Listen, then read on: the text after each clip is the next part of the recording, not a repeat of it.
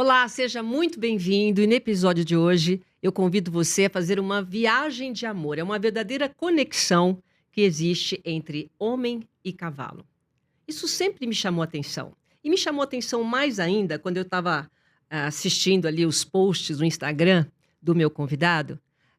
Eu nem sabia que existia uma profissão de uma pessoa que trabalhasse, estudasse, pesquisasse as emoções do cavalo com o ser humano.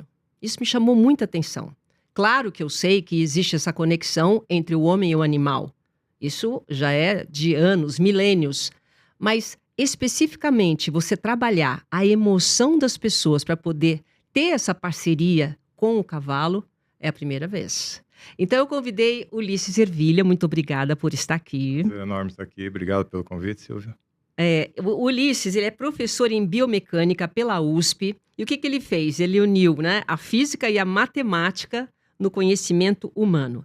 Praticante de equitação há 40 anos e estudioso, como eu falei, do comportamento e formas de comunicação entre homem e cavalo. Há mais de 15 anos que você faz isso. Há 24 anos, exatamente. Não precisa atualizar suas Eu informações. coloquei. É exatamente isso. Posso te contar um pouquinho a história desses últimos 20 e poucos anos, da onde que surgiu, né? Na verdade, eu não ia começar por aí, mas não, pode mas contar. Não, pode contar. eu sempre lidei com cavalos por um gosto pessoal. Eu costumo dizer que eu não faço ideia por que eu gosto tanto de cavalos. Não faz. Não, porque a minha família não é do ramo. Eu nasci numa cidade industrial, não tinha nada a ver com cavalos. Mas eu, desde moleque, eu assistia, por exemplo, o Zorro, olhando para o cavalo. Na minha época aqui. Opa! E meu pai achava graça, falava, você já viu esse episódio? Eu falei, pai, mas o cavalo... Eu tô vendo de novo. Eu tô vendo e prestando atenção. Eu prestava muita atenção nos cavalos, é o que me chamava atenção. Pedia pro meu pai me levar ao Jockey Club para assistir corridas. E somos 4 irmãos, e só eu que gostava. Então, É achado isso, né? é muito interessante, porque da onde vem... Sabe de onde vem, Não, mas é bom, então a gente nem... E muitos anos se passaram, quando eu já estava com meus 30 e poucos anos. Até então, como todo mundo, monta cavalo, faz... Eu fiz modalidade mesmo por pouco tempo, até os 14 anos que eu fiz hipismo salto. Mas a partir dali eu montava cavalo, fazia cavalgadas e saía. Mas aos 30 e poucos anos, fora da questão de cavalo, eu fui fazer meu doutoramento, na minha carreira de pesquisador, fui fazer doutorado na Dinamarca, na área de engenharia biomédica, que é a minha área de pesquisa, até hoje. E lá, num dos intervalos da sala de alunos ali de doutorado, eu vi um livro que chamou a atenção, que na capa tinha um cavalo. Eu estava no departamento de engenharia, olhei um cavalo na capa, bonito o livro, eu falei, não, deixa eu ver isso aqui. E foi o primeiro livro, eu já estava com 30 e poucos anos, primeiro livro que eu vi que não falava sobre equitação, sobre material para usar com cavalos, os equipamentos, falava sobre comportamento. Do cavalo. Do cavalo. Tá.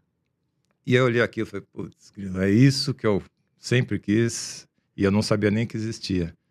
E como eu estava na universidade, eu estou falando de 2001, a internet ainda não era muito forte, mas na universidade você tem acesso a tudo. Eu parei e pensei nos meus intervalos, falei, deve ter gente que, assim como eu estudo biomecânica do corpo humano, deve ter gente que estuda comportamento dos cavalos e publica em artigos científicos e em revistas de ciência, de pesquisa. E comecei a fazer uma busca em banco de dados. Comecei lá na Dinamarca e você tem acesso ao mundo todo, comecei a fazer busca. E percebi que isso é muito forte na Europa e tem. Já tem. Já tinha desde a época e hoje é muito forte, mas as informações não chegam para a gente. Vou te dar um exemplo que vale para qualquer um que já chegou perto de um cavalo. Se prestar atenção, pode reviver o que eu estou falando aqui. Quando você chega perto de um cavalo, é muito comum, é o mais comum, ele chegar e te olhar com um olhar esquerdo. Olho esquerdo. Ele vira a cabeça e olha com o olho esquerdo. Se você se aproximar e ele quiser te cheirar, ele vai te cheirar com a narina esquerda. Isso qualquer cavalo, qualquer parte do mundo, é um padrão. Mas não se sabe por quê. E depois ele vai procurar com o olho direito. Há alguns poucos anos atrás, nós temos já estudos com encefalografia em equinos. Tá nesse nível? Tá nesse nível. Então você consegue colocar um capacete de eletrodos que não incomoda o cavalo e você consegue ver qual hemisfério cerebral está em atividade de acordo com o que ele está fazendo. Então, por exemplo, quando ele está curioso, o hemisfério cerebral de maior atividade é o hemisfério cerebral esquerdo. Só que Se eu falar muito rápido, você me breca, tá? Não, tá tudo A bem. informação, ela entra por um lado do corpo, hemisfério direito, e vai ser processada no hemisfério cerebral esquerdo. Hum, Então, se o cavalo está curioso, é o hemisfério esquerdo em atividade, é o lado direito do corpo que está sendo estimulado. Então, se ele está curioso com você, ele começa a te olhar com o olho direito, cheirar com a narina direita, mas se ele ficar reticente, se ele ficar preocupado, se ele ficar ansioso, ele já vai para o lado das emoções, que é o hemisfério direito. todos. Todos os cavalos, Tá. cavalos semi-selvagens fazem isso. É. Esse é um estudo de 2024, mostrou que os cavalos semi-selvagens, 90% das interações que eles fazem com outro cavalo estranho é pelo lado esquerdo do corpo. Olha. O potro busca a mãe pelo lado direito dele. Olha que interessante. Então, o aconchego, ele vai pelo lado direito e encosta no lado esquerdo da mãe. O garanhão, quando vai ter um embate com o outro, eles começam o embate pelo lado esquerdo. É interessante porque ele busca qual parte do encéfalo vai ser mais ativada, a das emoções ou a da curiosidade. Nós chamamos emoção e razão. Para o cavalo, a gente troca emoção por reação e razão por curiosidade. Porque o cavalo, ele é realmente o animal mais sensível? Ele é bastante sensível. É difícil até a gente comparar, assim, quão mais ou menos sensível do que nós.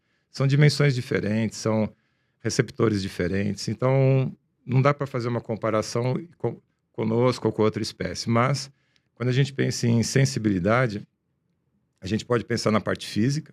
Então, aí eu posso te falar que ele é mais sensível por sensor por centímetro quadrado na pele. É mesmo? Eles têm uma densidade maior de sensores que a gente chama de tato grosso ou de tato fino, que são diferentes. Então, o sensor de pressão dele é como se ele tivesse mais pixels que a gente. Tá. Aí você percebe que se pousa uma mosca no cavalo, um bichão de 600 quilos, ele vai lá e bate o rabo naquele ponto certo. Ele tem essa é uma sensibilidade física, eu vou chamar de sensorial mesmo, de densidade de receptores. Muita gente passa pro lado emocional, ele é mais sensível que a gente emocionalmente. Aí não dá para falar do ponto de vista técnico, científico, mas ao longo da nossa conversa eu vou te falar vários exemplos de como o cavalo percebe a sensação do outro. E se a gente parar para pensar, é evolutivo isso. Imagina você sendo uma presa.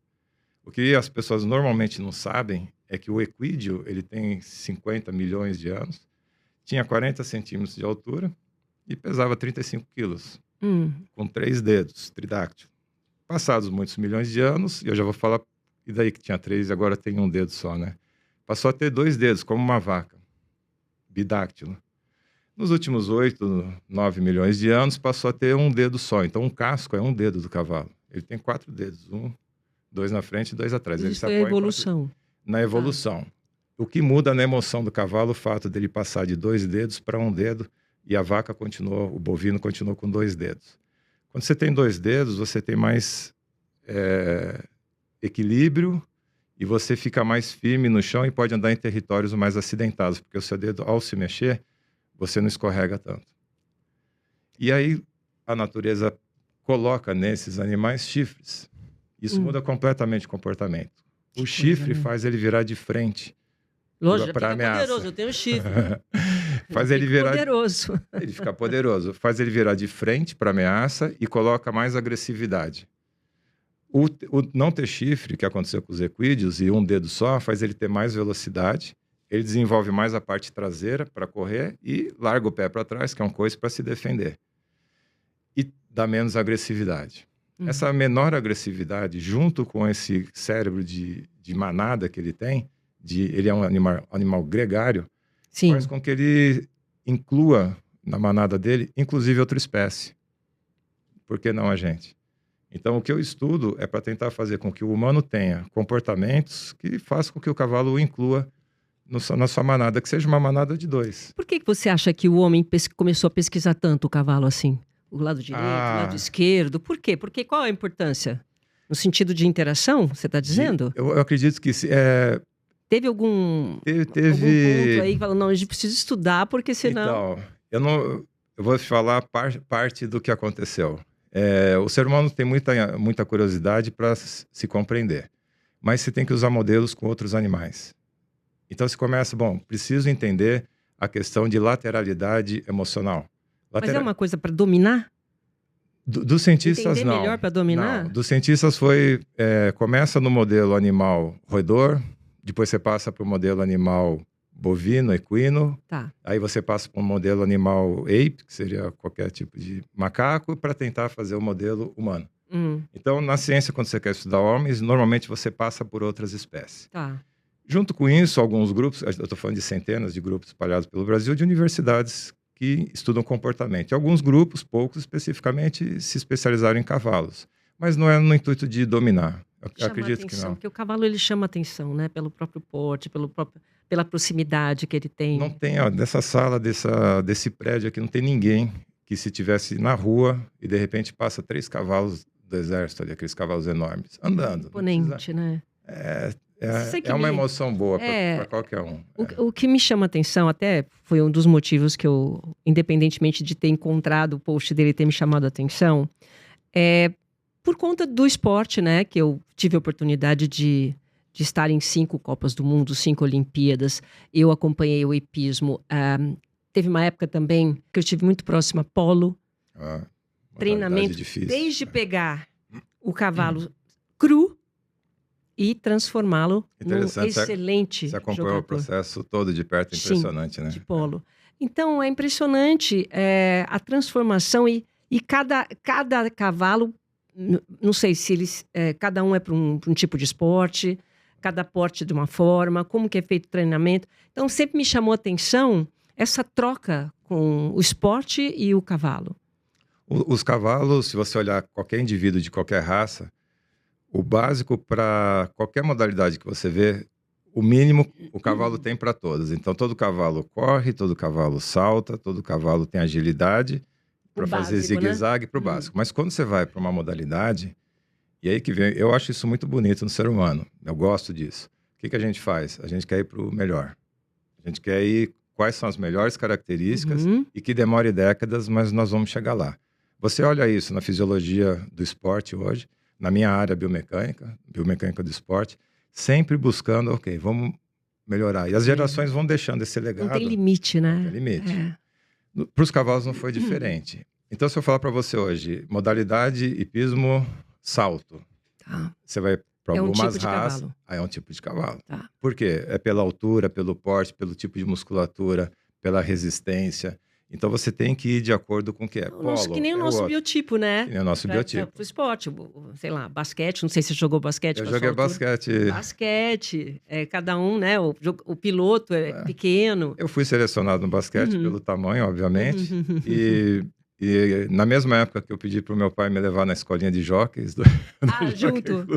Veja, jockey é pequenininho, olha, né? Falta de noção, né?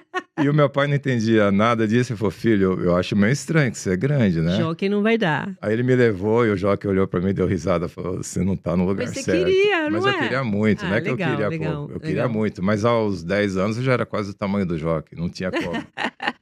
E eu tava jogando futebol na rua e passou um olheiro da Pirelli, que eu sou de Santo André, ele olhou, pegou a molecada lá, viu. Quando ele perguntou a minha idade, na época eu tinha 9 anos, ele me levou para a escolinha de basquete da Pirelli. Eu já era alto. O biotipo. É o biotipo. Né, que a gente tá falando. E com o cavalo é a mesma coisa, o esporte é a mesma coisa. Mas para os humanos, você não fica cruzando atleta com atleta para ser os melhores atletas. Para o cavalo, você faz isso. Você pega o melhor macho saltador, a melhor fêmea saltadora, e mais do que isso, pega a sêmen de um óvulo dela, 3 por ano, você pode pegar óvulos daquela fêmea, e ir testando e tirando vários produtos saltadores. Para ir melhorando. Isso em 10 anos você tem um crescimento exponencial de qualidade numa raça. Isso vale para qualquer modalidade. Isso se faz, é por isso que você tem cavalos de excelência mesmo, em todas as modalidades. E o que me impressiona no hipismo, que é assim, o hipismo, nos dias atuais existem vários tipos de esportes equinos, mas uma variedade de esportes pode ser praticado com cavalo. E uma modalidade importante que é, a que eu estou falando, o hipismo, que é um conjunto de práticas esportivas equestres. E o que me chamou muita atenção, é que as mulheres e os homens elas competem com igualdade. E éguas e cavalos. E éguas e cavalos. Não tem essa categoria masculina nem categoria feminina. Aí não existe aquela coisa da força, égua e Garanhão, no caso, a mesma coisa. E eles são diferentes fisicamente, tá? Mas para a modalidade, o que a modalidade exige, quer dizer que o cavalo tem mais do que ele precisa para a modalidade. Então, você pode colocar fêmea e macho junto. Porque a dificuldade não é só a força ou a resistência para a prova, que é relativamente curta, embora exija bastante fisicamente. Exige muito a questão mental. Mental do cavalo? Muito. É o que diferencia também, quer dizer, entre nós e também entre o cavalo. Porque existem cavalos fantásticos até o sexto obstáculo. A partir dali ele vai ficando tão quente e vai dando dificuldade para o condutor controlar. E ele pode começar a derrubar a vara a partir do sétimo, oitavo obstáculo. Isso acontece. Ou fica muito difícil de controlar porque ele vai se perdendo mentalmente. Então ali é uma mistura de mental com físico. E hoje em dia éguas e cavalos têm físicos fantásticos para as provas. E a partir dali é uma guerra entre cavaleiro e cavalo. Uma guerra? Uma guerra do bem, aquela guerra interna, cada um tentando se controlar. Mas o cavalo, você tem que ensiná-lo a se controlar, você não tem como controlar o cavalo. E é aí que vem a diferença de quem conhece ou não o comportamento do cavalo. Eu lembro... tenho contato com profissionais de hipismo salto, é exatamente isso. Me chamou a atenção, acho que foi o Rodrigo Pessoa, né? O Balubê de Rui. Era uma Olimpíada, não lembro qual era. Austrália. Acho que Austrália. E era a última volta dele, era o nosso herói, parou o Brasil para ver aquele cavalo. Mundial, ele, não é? E aí, de repente, ele não quis mais. É um cavalo que não refuga, O que explica isso? Acho que só Eu nunca o cavaleiro... entendi. Você imagina o nível de um cavaleiro desse? A gente que... Você conviveu muito com atletas de alto nível. Você percebe, são pessoas diferenciadas, né? Com certeza. É outro DNA. É outro DNA, em todos os aspectos. Você imagina a quantidade de conhecimento que tem uma pessoa dessa. Como o Rodrigo Pessoa. Como o Rodrigo Pessoa. E quanto ele não conhece todos os cavalos que ele já montou. Eu acho que essa é a beleza do esporte. Mesmo ele... E ele...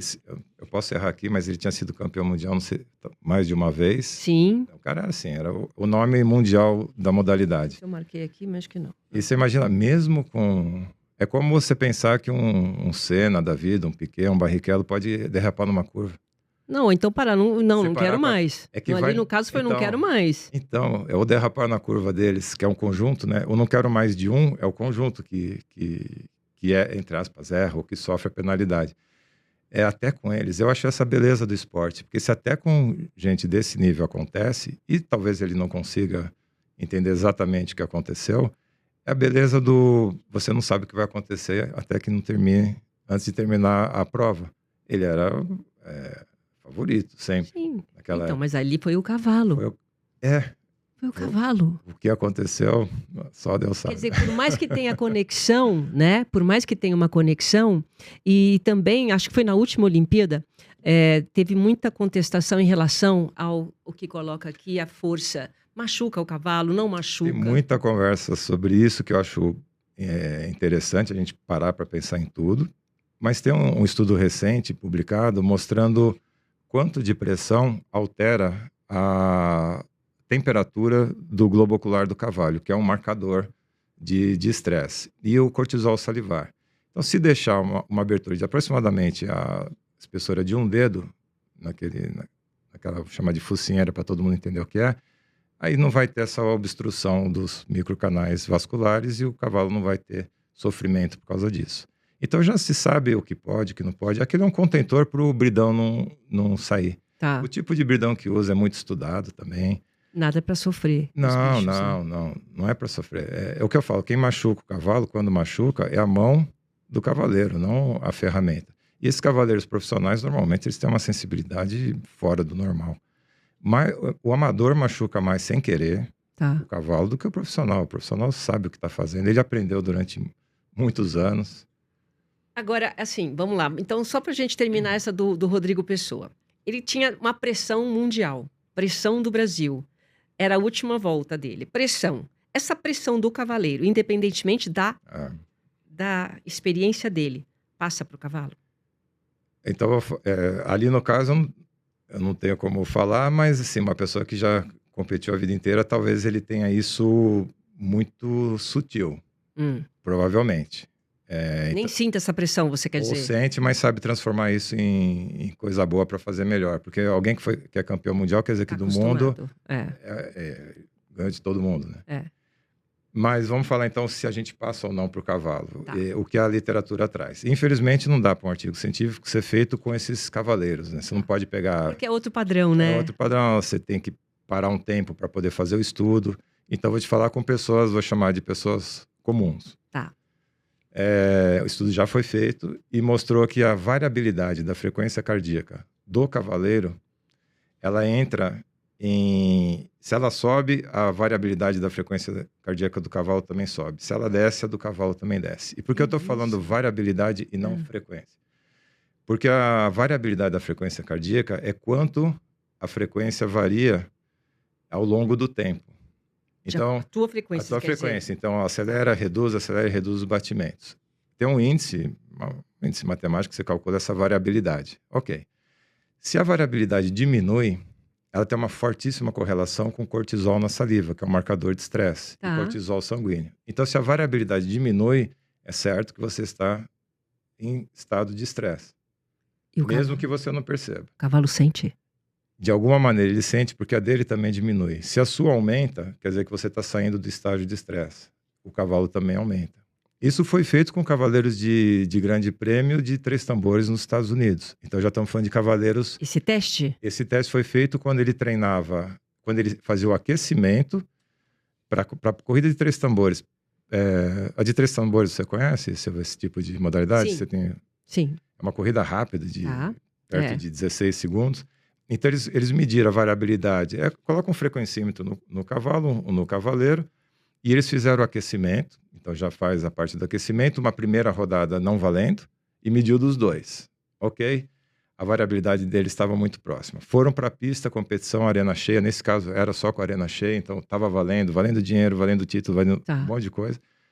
A do cavaleiro, nesse caso, abaixou, quer dizer que ele ficou estressado, mas a dos cavalos, nesse estudo, não.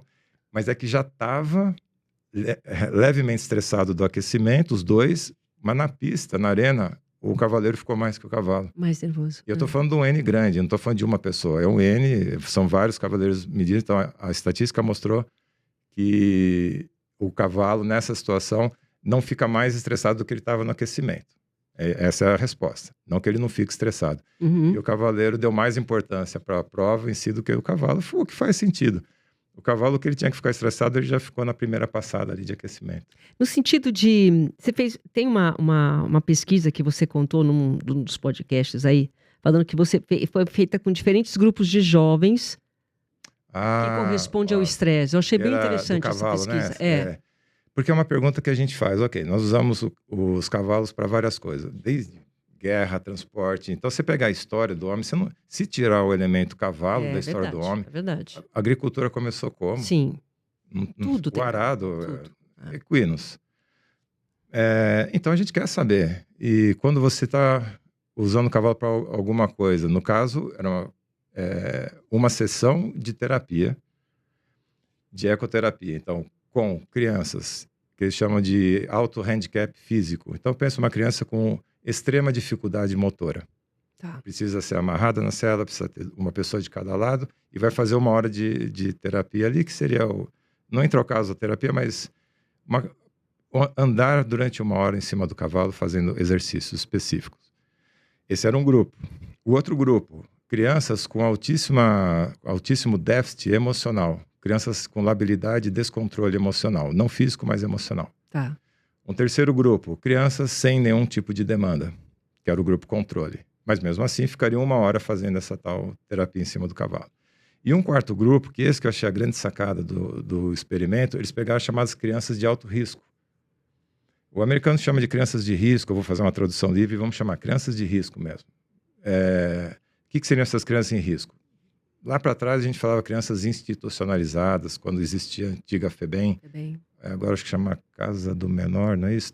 Casa do Menor, isso mesmo. Então, crianças que já passaram por algum tipo de violência, praticaram violência, sofreram violência, são delinquentes que só não estão no presídio porque são menores de idade. Esses adolescentes / crianças também participaram. E eles mediram alterações fisiológicas dos cavalos, não das crianças.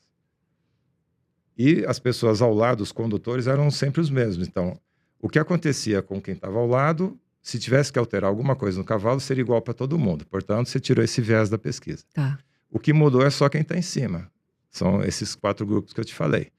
E mediam... Como é A que medição era sempre a mesma. Sempre a mesma. E Ah. como é que você mede o comportamento do cavalo? Um negócio chama etograma. Então, o cavalo, por exemplo, se ele piscar menos de uma vez a cada 3 segundos, é garantido que ele está ficando estressado. Uma vez, se passar de 5 segundos ele não piscar, ele está bastante estressado. Porque já teve estudo lá atrás que mediu o cortisol e quantas vezes o cavalo pisca por minuto, quanto de cortisol ele tem. Nossa, que precisão tudo, não? Bastante coisa. Caramba. Se você vê o globo ocular do cavalo, quer dizer que ele está estressado, porque esse corrugador do supercílio levanta só se ele está em estresse e a musculatura superior contrai. Quando você está nervoso, contrai a musculatura e mostra o globo ocular. Não, imagina quando eu chegar perto de um cavalo, depois de todo esse problema. Peraí, deixa eu ver o globo ocular. Deixa eu ver o... Isso ele já foi Peraí, embora. deixa eu ver se ele piscou 3 vezes. Não, e ó, calma que vai piorar, vai melhorar. Nossa. Dilatação da narina, quão dilatadas elas Isso estão. a gente vê em filme, né? Aquela coisa assim, Isso. você já sai de perto. E outra, rima labial, que é essa linha do lábio, se o lábio de baixo estiver ligeiramente acima, à frente do de cima, ele está tranquilo. Se o de cima passar um pouquinho o lábio de baixo, ele está estressado. A marca do masseter, quando ele morde, como a gente faz bruxismo, pode acontecer. A altura da cabeça. Então, o etograma mede tudo isso. Tá. Movimento de cauda, que se eu for entrar em detalhes, a gente vai uma hora só falando disso, que é bem interessante. Mas, bom, dá para medir. E o que eles perceberam? As crianças em risco, fazendo terapia, mas lembre, os exercícios eram exatamente os mesmos. Só, o que mudava era quem estava em cima, mas exercícios iguais. Tá. Elas causaram um maior estresse nos cavalos. Essas crianças... Essas crianças em risco. Em risco. Aí você pergunta, mas eles fizeram algo diferente dos outros? Não, o exercício era o mesmo. Eles puderam exercer algum tipo de violência no cavalo? Não, não puderam, porque era igual. Talvez o jeito de apertar as pernas, talvez o jeito de agradar ou não agradar, talvez a respiração deles, talvez feromônios que a gente exala. Nossa, então o a conjunto sensibilidade da obra, do cavalo... aí eu volto lá para a sua primeira fala comigo, e a sensibilidade? Esse tipo de sensibilidade é numa dimensão que a gente nem consegue saber totalmente. Eles têm, sim, uma percepção. Esse estudo mostra isso. Você sabe que eu acho um absurdo, eu sei que você tem experience, né? Experiência Ecos. Experiência Ecos, ele faz um trabalho muito bacana lá em Campos do Jordão. A minha única experiência com o cavalo, eu tinha o quê? Uns 11 anos, eu fui para Campos do Jordão. Paiol, existe ainda? Olha, eu fui... A minha escola fazia Paiol Grande, era ali que era interessante. Eu fui no Paiol e eu nunca vou esquecer, eu acho que eles deviam primeiro fazer um treinamento desse com as crianças antes de colocar a gente para passear com os cavalos. Ah, não faz, Porque eu fiquei lá em cima de um tal de gaúcho, não esqueci nunca. Esse gaúcho me derrubou que eu fiquei 3 dias sem andar. Nunca mais eu subi num cavalo na minha vida. Mesmo? Não, fiquei traumatizada. Traumatizada. Eu ia de molecote, era 5ª, 6ª e 7ª série na época que ia pro Paiol. Mas aí você, quer dizer, a criança muitas vezes vai, ela não está preparada. E ela passa medo. Provavelmente eu passei medo. E o gaúcho fez o que ele quis comigo. Isso é que tá. E muitas vezes o adulto também não está preparado. Até tem gente que tem cavalo, eu não falo isso como crítica, eu falo como visão da realidade. E também não sabe. Não sabe. E aí o problema gravíssimo. Você não conhece a outra espécie. Ok. Comprou. Ok. Né? Na hora que você quer comprar, sempre vai ter alguém para te vender. E aí começa, já que não conhece, deixa eu fazer para essa espécie tudo que eu gosto, para agradá-lo. E aí antropomorfiza. Coloca valores e sentimentos humanos em cima de um coitado. Aí ele passa a ser um coitado do cavalo, que não tem culpa nenhuma que você não conhece como funciona o cérebro dele. É obrigação de quem comprou o cavalo, de quem está perto dele, conhecer o cavalo. Ele nunca vai nos conhecer. A gente tem que se comportar de acordo com o que aquela espécie precisa. E quando antropomorfiza, você acha que esse cavalo me ama, ele está com saudades de mim, ele gosta de mim. Eu vou agradá-lo, eu vou dar comida na boca dele. Então tudo isso você vê acontecer e o cavalo fica perdido, porque ele precisa de assertividade, ele precisa de consistência e não violência. Tá. E muitas vezes, no afã de dar o que você tem de melhor, que é, por exemplo, naquele momento, uma emoção em forma de abraço, vai embora. Que para sua avó seria a coisa mais linda do mundo, para o seu filho, para um outro ser humano, entende de outra o cavalo é um pesadelo. Tá. Algo que se move, faz barulho e vem na direção. Pro cavalo aquilo pode ser um trem fantasma. E a pessoa quer dar o de melhor, um abraço no cavalo que é tão fofinho, gosta tanto. São 500 quilos ali olhando para você e apavorado. Então o cavalo ele pode querer a sua presença, mas você tem que conquistar a confiança dele para ele querer a sua presença. Como que faz? Vamos lá. Eu tô ainda traumatizada com o gaúcho e vou conhecer um cavalo novo. Se ele estivesse vivo, a gente ia lá com ele, mas com certeza ele não tá mais. Qual é... Por que você está me chamando de velha? Não, porque cavalo vive... Com certeza o gaúcho não tá... Coitadinho do Porque gaúcho. se você tinha, vou me explicar agora. Se você tinha 12 anos, entendi. você tá com 25, ele já tá velho. Então, dos 12... Eu entendi. Há 15 anos atrás ele já morreu. Né? É verdade. Ulisses, qual que é o primeiro contato que a gente tem que ter? Muitas vezes você vai visitar um aras, vai visitar, porque a gente tem essa noção, passa, né? Em filmes, você passa aquela coisa deliciosa, é só chegar ou alguma coisa, já beija o cavalo, uma coisa meio de sonho. E muitas vezes você chega próximo num cavalo e não sabe como agir. Primeira vez. Primeira vez, qualquer cavalo. O tempo é dele, não é seu. Sempre tem que respeitar o animal. Tem que respeitar o animal. Então você faz o quê? Vamos supor que ele esteja, vamos falar, numa baia, numa cocheira. Tá. Aí você chega perto da porta da cocheira e dependendo do cavalo que tiver lá, ele vai ter um comportamento. Tem cavalos que já vêm agressivamente para frente, tem cavalos que vêm curiosamente para frente. Independente do que for, você abre a porta e coloca um espaço individual seu, como se fosse uma bolha sua de 1 metro. Você entra no lugar? Fica na porta, espera ele vir. Espera ele vir. Se ele ficar de costas, você não faz nada, fica na porta, espera. Em algum momento ele vai primeiro, se ele tiver, vou dar algumas situações, ele está de costas. Se ele está de costas, ele está em evitação. Lembra que eu estava conversando, animais que têm chifre, eles ficam de frente, aguardando para ver o que eles vão fazer, provavelmente te tirar dali. Tá. Animais que não têm chifre, como o cavalo, se ele quer evitar, ele fica de costas para ir embora. Tá. Então não você quer contato, não quer socializar. Ele não quer, mas preste atenção que ele vai apontar uma das orelhas para você. Cavalos têm 10 músculos em cada orelha. 10 músculos em cada orelha? Que interessante. Orelha. Então é um radar. Tá. A primeira coisa que ele vai fazer é apontar uma das orelhas para você. Tá. Provavelmente a primeira vai ser a esquerda, aquela história de esquerda é o hemisfério da reatividade. Fico, fujo, luto. Ele está analisando. Está analisando. A da direita, estou curioso o suficiente para ir até você. Tá. Então ele vai apontar uma orelha, você espera. Em algum momento ele vai abaixar a cabeça, você espera. E eu te garanto que em algum momento ele vai virar de frente. Ele vai vir por curiosidade? Ele virá, se você tiver os bons comportamentos. Primeiro, silêncio. Silêncio. Aí é que tá. Eles detestam barulho. Cavalo detesta barulho. Porque se tiver barulho, quer dizer que o almoço está servido e eles são o almoço, né? Ah, no sentido de... Ele tem que fugir do predador. Então, se tem uma manada de 10 cavalos... Você quase não escuta nada. Se tiver 5 cachorros, você não consegue ficar perto. Porque o predador faz barulho, mas a presa não faz. Então eles detestam barulho porque isso o confunde. Mesmo que seja um barulho não de predador, mas está atrapalhando ele perceber se tem predador por perto. Tá. Então, primeira coisa, silêncio, relaxado. E se ele vier, jamais seja o primeiro a tocar o cavalo. Ué, e como é que Essa é uma regra. Deixa ele tocar você primeiro. Ah, você fica ali esperando? Pode pôr a mão como se fosse um focinho de cavalo assim, fica esperando. Tá. Ele vai cheirar e, te garanto, ele vai afastar. Tá. Se ele fizer isso, ele está dizendo, na próxima, nós vamos ter contato. É mesmo? Porque é assim que ele faz no pasto com os outros. Ah. Ele vai voltar em alguns segundos, talvez poucos minutos, e daí na próxima ele vai te encostar um pouco mais forte, cheirando com mais intensidade, e provavelmente até com a narina direita. Tá. Nessa hora, você pode oferecer para pôr a mão nele em alguma parte. Cavalo morde? Morde. Ele pode morder. Dói, viu? A massa, não é? Já foi mordido? Já.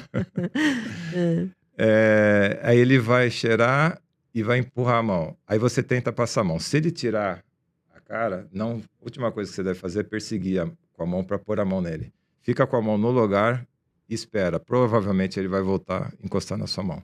A partir daí você tem autorização para passar a mão nele. Eu sempre tive medo de colocar a mão e ele me morder. Então eu já vou direto aqui no meio, assim, ó. Eu já ponho a mão ali. Agora, olha que interessante, eu ouvi isso. Olha, 5 anos atrás, pesquisadores queriam saber qual é a parte do cavalo em que só os que têm muita intimidade de par, seja macho-fêmea, macho-macho, fêmea-fêmea, intimidade de conexão entre eles, numa manada, qual parte eles tocam. E só aqueles pares que ficam muito tempo juntos, dentro da manada, formam os subgrupos também. é que um toca entre as orelhas do outro, Aqui na testa? na testa. Um vai lá e coça entre as orelhas, na testa. Ah, Os outros, eles coçam entre os... Não sei se você já viu, um cavalo põe o pescoço aqui, outro aqui, eles mordem, um morde a cernelha do outro, a crina do outro. Isso é chamar grooming, que é muito bom. É um tá. ritual de conexão. Tá. Mas a testa, que nem você falou de pôr a mão ali, Quer dizer, só péssimo. é péssimo porque você não tem esse... Então eu posso assustar o cavalo fazendo isso. Pode, porque você não tem essa intimidade ainda. No futuro você vai ter, se souber se Olha. comportar. Fazia tudo errado. É. É, direto, porque A gente você faz, vê, né? Você é. pega e coloca a mão, assim. Eu vou falar por mim. Eu não tô criticando, mas quando eu aprendi a andar, eu aprendi a montar. Uhum. Mas era assim, ó, cavalo que põe... Você já ouviu falar murchar as orelhas?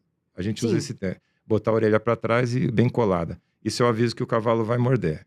Mas esse é um quando vai pra trás que vai morder. mas esse é o último aviso, Tá, que é mais um blefe do que um aviso. Antes disso, ele mostrou o globo ocular e a pessoa não percebeu. tá. Ele parou de piscar, a pessoa não percebeu. O lábio de baixo foi para trás do lábio de cima, a pessoa não percebeu. Esse corte, essa rima labial ficou reta e a pessoa não percebeu, porque ela não é reta, ela só é reta quando ele está nervoso. Ah, Provavelmente ele levantou a cabeça e abanou a cauda na vertical. Ele deve ter feito tudo isso deu todos os Parado. sinais. e a pessoa não Não percebeu. percebeu, tá. Ele está avisando. Isso Como é qualquer cavalo. qualquer. O Mustang faz isso, Tá. o pôneizinho de aluguel faz isso. Tá. Porque esse tá dentro é o software do cavalo. Ah, que interessante. Todo cavalo vem com o mesmo software. Ah, Assim como nós também, se você pegar um bebezinho, tem coisas que se você É. fizer com o bebezinho, todos fazem do mesmo jeito.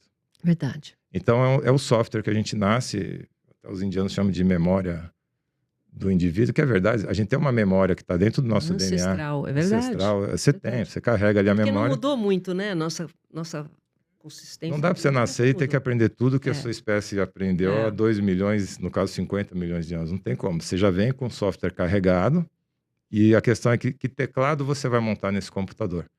O que a gente faz no Experiente Ecos, eu tento te dar mais teclas nesse teclado para você se comunicar com esse software do cavalo. É isso que eu estudo, é isso que a gente faz lá. Por exemplo, essas informações que eu estou te dando. Não, sensacional. Eu acho que eu já posso até perder o medo, Eu gostaria né? até que você fosse, a próxima Perdeu vez que você tiver medo. contato com o cavalo, É. dá um tempo para ele. E você vai ouvir eu falar muita coisa aqui. Tenta, dessas coisas que eu estou te falando, dá o tempo de perceber isso. E na dúvida, não faça nada, só espera. Engraçado, porque eu gosto muito de cachorro.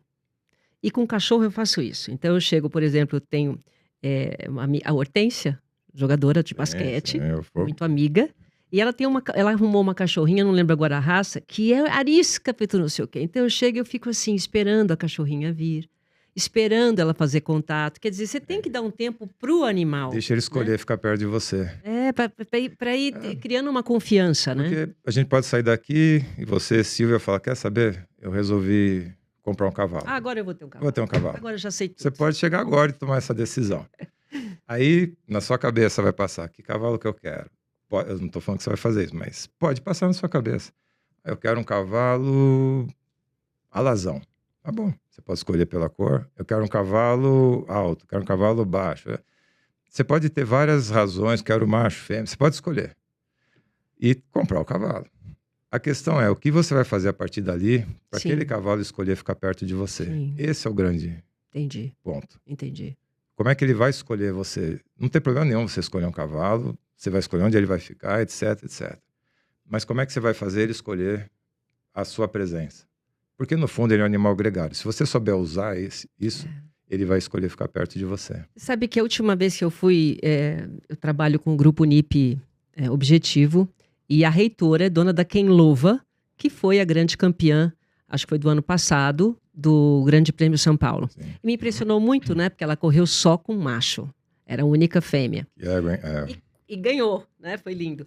Agora, quando entra, você falou que cavalo não pode com barulho. Como eles ficam o quê? Protegidos, Tem um tampão justamente de para ouvido. não olhar. Ah, tampão de ouvido. Porque como é que aguenta aquela o olhar pressão deles, toda? E na hora de sair também, aqueles cavalos todos o enormes. olhar em está volta. livre deles, mas a orelha está com... Muitos usam um protetor. Diminui o ruído. Tem que diminuir o ruído, porque senão não consegue correr? Alguns desempenham melhor se proteger. O cavaleiro conhece tanto cavalo que ele vai testando. Então, alguns sim, outros não. Porque o que acontece, outra coisa que a gente tem que entender, a banda de frequência que nós, humanos, ouvimos é diferente da banda de frequência dos cavalos. Nós vamos de 20 a 20 mil hertz. Hertz é ciclo por segundo. Então, se eu bater nessa mesa, vai gerar uma onda sonora de X ciclos por segundo. Se tiver maior que 20, menor que 20 mil, eu e você vamos escutar, todo mundo que está aqui vai escutar. Tá. O cavalo, ele vai de 50 a 35 mil. Então, frequências mais altas, quer dizer, passou de 20, não adianta. Nós não vamos ouvir. Tá. Mas chega até 35 mil, o cavalo ouve. Nossa. Então, ele está escutando coisas que nós somos surdos para aquilo, não adianta. Tá. E dependendo do que for, de como chegar nele, vai assustá-lo. E vai aumentar cortisol salivar, vai aumentar adrenalina, vai aumentar marcadores de estresse no cavalo. Em alguns momentos o cavalo está assustado, você não sabe por quê. Nas competições, pensa, esporte você tem que estar no último, no seu melhor nível. Aí tenta-se fazer algumas coisas do tipo diminuir um pouco o som que vai chegar para ele. E eu lembro que quando foi na hora da premiação, ela começou a pular, tal, porque as pessoas todas queriam chegar. Porque as pessoas estão excitadas com a vitória. Tirar foto, agarrar o cavalo. E ela porque começou... é muito excitante, né? Pô, não é pouca coisa que ela fez. Aí todo mundo ao redor, naquela euforia humana, só que aí não é a euforia do cavalo. Ela não tá feliz, nossa, ganhei. Mas também não tá triste, não é isso. Ela ganhou porque ela é boa e tá tudo certo. A gente não precisa jogar no cavalo a conta nossa, né? Mas eu entendo tudo isso, faz parte do jogo, as pessoas se excitam. Eu vou te dar um outro estudo para te falar como o som é importante. A pergunta dos pesquisadores era, olha, nós estamos há centenas de anos cruzando cavalos, então nós já nos afastamos muito dos cavalos, vou chamar selvagens mesmo. Tem um estudo mostrando que o DNA selvagem que você encontra em fóssil abaixo de 6 mil anos, ele já não é exatamente igual ao do cavalo moderno. Então nós já perdemos o cavalo que deu origem aos nossos cavalos modernos. Na essência, 100% já não temos mais. Ok. A pergunta deles era, por conta disso, será que nós perdemos também alguma coisa, eu vou chamar desse software de comportamento, do tipo, os cavalos modernos, eles se assustam com sons primitivos de animais predadores, mesmo que eles nunca ouviram? Interessante. É bem interessante isso. E qual era esse estudo? Imagina um corredor de 10 metros, mas um corredor numa fazenda, um gramado com cerca de 10 metros. E ao final desses 10 metros, tem um piquete grande com 5 cavalos amarrados. Um sexto cavalo é tirado daqui e colocado na outra ponta do corredor. Então você tem 5 aqui, 10 metros de largura, 70 metros de comprimento. E você tem um cavalo aqui que faz parte daquela manada. Se você soltar esse cavalo sozinho aqui, ele vai, não precisa correr, mas ele vai direto, ele vai andando para ficar com os... Sim. O cavalo detesta ficar sozinho. Na metade do caminho, colocaram um alto-falante com sons de lobo, uivando. Só o som, não tinha imagem de lobo, não tinha cheiro de lobo, som. E esse cavalo saía daqui com o som do lobo e o cavalo, ainda assim, ficava assustado, mas passava e ia com os parceiros dele. Aí você pode pensar, pô, será que ele perdeu a noção de que aquilo é um lobo, você não deve passar pelo lobo? Tiraram os cavalos e colocaram um coxo de comida. É outra motivação. Essa aqui é uma motivação de alimentação, outra motivação social. O uivo do lobo fazia com que ele não fosse lá. Aí, bingo, tá descoberto. O cavalo não perdeu a sua... Vou falar, a sua memória, a sua ancestralidade, sua memória do que é perigoso ou não. Mas ele ainda assim, diante do perigo, ele quer ficar com os outros, não sozinho. Entendi. Então ele enfrenta o perigo para ficar com os outros. E é interessante você falando no sentido de manada, você faz uma comparação muito interessante entre liderança e a liderança, no caso de empresas, né? Fazendo uma comparação nos cavalos, que pode ser tanto uma fêmea quanto um macho, isso não tem problema, e liderança corporativa. Como é que você faz essa comparação? Os cavalos têm aprendizado. Não tem como ninguém ensinar alguém a ser líder, mas a gente tem como aprimorar e adquirir novas ferramentas de comportamentos de líder. E o que cavalo tem a ver com isso, né? Isso os americanos fazem isso já há algum tempo. 10, 15 anos atrás eu tive contato com uma empresa americana que faz treinamento para líderes do mundo inteiro, usando como pano de fundo, plataforma, o comportamento dos cavalos. Legal isso. É muito legal. Por quê? Os cavalos, primeiro, eles não sabem mentir por uma questão neurofisiológica, de desenvolvimento cerebral. Tá. Eles não... Custa muito caro você disfarçar, você omitir uma emoção. É mais barato, porque para ele pode custar a vida. O predador tem que, entre aspas, vou usar mentir no sentido de enganar. O predador, ele começa a andar em direção à presa. Se ele acha que a presa percebeu ele, o que ele faz? Ele para. Tá. Ele está disfarçando. Eu não estou indo aí. Eu não estou aqui. A presa, quando percebe que é um predador vindo, ela simplesmente sai. Ela não tem tempo de disfarçar, ela tem que sair. Então, por esse aspecto, o cavalo não sabe mentir. Então, ele vai ter duas saídas. Ou ele reage a você, humano, ou ele responde. Tá. Quando eu crio exercícios, quando eu recebo lá pessoal do mundo corporativo, eu crio exercícios que eu sei que o cavalo só fará se ele estiver no modo resposta, não reação. Então, muitas vezes, você pode chegar lá, você pode ir lá na cudelaria com a gente, você, Silvio, eu entro com você num piquete e pode ser que vai acontecer, tem cavalos que vão ficar um tempão antes de chegar perto de você, mesmo que você esteja cheia de amor para dar ali. Mas os seus comportamentos, se não forem de acordo com o que ele entenda como não agressivo, ele não vai chegar perto. Tá. Até você aprender o que ele precisa, oferecer o que ele precisa, a partir dele ficar com você. Então, ali dá para criar exercícios que eu coloco as pessoas em situações, e até cômico em alguns momentos, que eu coloco as pessoas em situações em que ou ele se comporta como um líder daquele elemento, cavalo, não é o líder, chefe de seção de uma empresa, presidente da empresa. É para aquela situação. Ou o cavalo não vai fazer nada. Como são os nossos cavalos, eu sei que não vai ter perigo, mas a coisa não vai acontecer. Teve uma vez, esse é muito engraçado, ver o presidente de uma empresa japonesa, ele nem português falava. E ele trouxe 40 colaboradores juntos. E eles foram fazer 2 dias de treinamento e liderança. Na cudelaria, no Experiente. Foi. E é lógico que eu chamei ele primeiro, né?